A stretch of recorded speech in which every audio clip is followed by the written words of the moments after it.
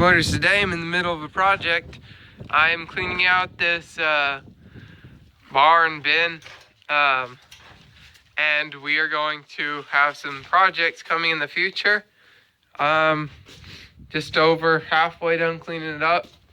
I'm hoping to do a video, and it'll be kind of like a time lapse with some pictures, and yeah, we'll show y'all here when we get done.